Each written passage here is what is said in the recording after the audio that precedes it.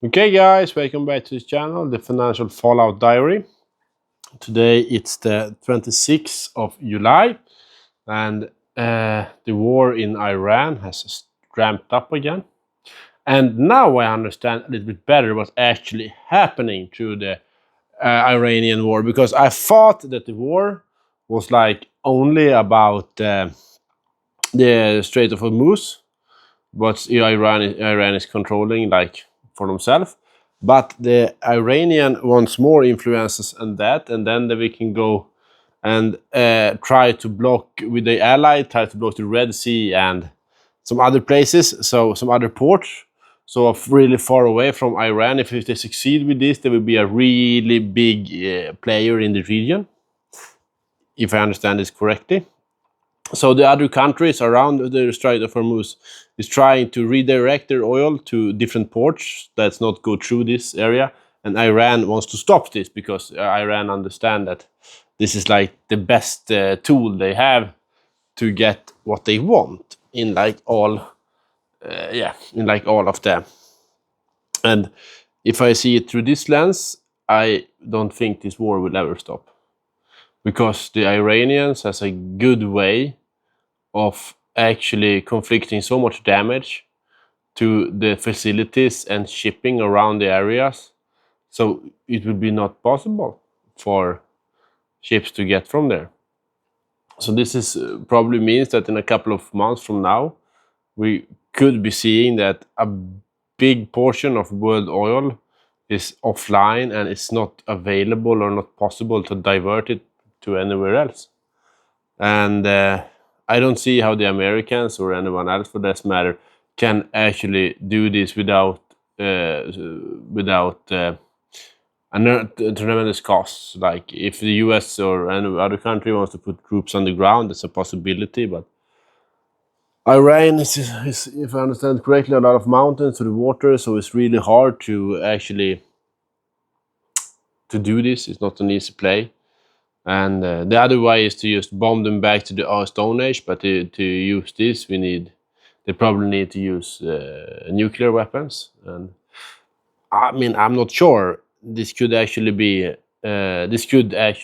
one of those moments where history goes really fast, because then we have the Russian and the Ukrainian war, the Iranian war, and it's like bubbling under the surface, and we're probably getting Taiwan and China war, and the everyone's like weapon supplies are diminishing really fast, and it turns out it's really hard to resupply them.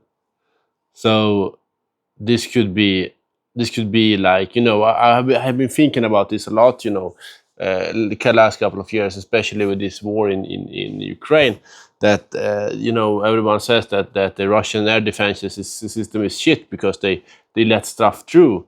And I was thinking about maybe they aren't shit, maybe they are kind of the same quality as our shit, but being not tested our in a combat situation. But now our systems are getting tested in a combat situation, and I mean stuff gets through.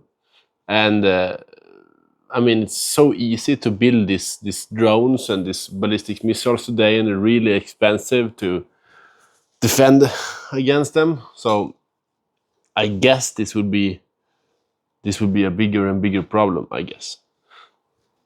I'm not sure, but I'm guessing that this will be a big issue in the world going forward, because if the world started to get this unbalanced, out of shape, then it can go really fast when people see like, oh, the US are not so strong as we thought, or this country is not possible to make as much influence as I thought, then maybe I can go a break for it. See, the Iranian does it and seems to work for them. So we can get more of these pockets all over the world that's trying to get in on the action, so to speak. But man, I'm not sure. We will see. This is and also there's a big problem with this, if I understand this correctly. So the world has been running on reserves for a couple of weeks, and so we are diminishing our oil reserves to keep the prices lower, and we are having problem with some food distribution in some areas, that they are into the emergency supplies kind of, and this is working as intended. And I think the problem with this is like everybody got this feeling of, oh, it's no big problem, it will sort itself out. So now we have like a time period, a time window to prepare ourselves for what's coming. And because everything is working so smooth and everything is just working, you know, we have the COVID, the Russian Ukrainian war, the Iranian war, everything is still working. People get like, oh, our systems are tough, they can manage this, but they don't understand that they don't manage it. But it takes time before the system cripples. I've been thinking about this. I mean, if you think that you have an economy that grows 2% every year, then if you're living in this world that is growing, no, we take 1%. We take 1% every year. We live in a world that's growing 1% every year. So every year, your everything turns out better. You have a better car, you have a better house, you have a better wife, maybe. You know, so everything turns out like this. So everything is just better and better and better for all the time. And for a person living in this society, it's like hopeful. You know, we can just go as you flow because it's working everything. And now imagine that you're working in a society that is 1%, that is negative growth for 1%. How would this be? I mean, if you have 1% from the start, from the start, not 1% of the, but 1% of the original number all the way down. This means that all of capital in all of the world will be gone in 100 years. If nothing happens. You have to understand this. This seems, it's only 2% difference, between 1% negative and 1% plus. It's a marginal effect, but the effect over time is massive. It's so massive. And I think we are in this kind of area now that for a couple of years, our markets and our systems have been going tough, really hard, been putting on the test, and they stood up pretty good. And I'm a little bit worried that they stood up too good. So our people living in the economies are having too much faith for them.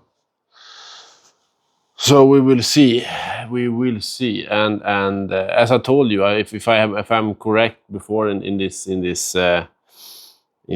analyze of what's coming, then you can't invest yourself out of this. You can't do anything. It's just to accept it. The only you can do is accept that over a course of 20 years, my life standard will probably be lower till it finds a new level, and that's just.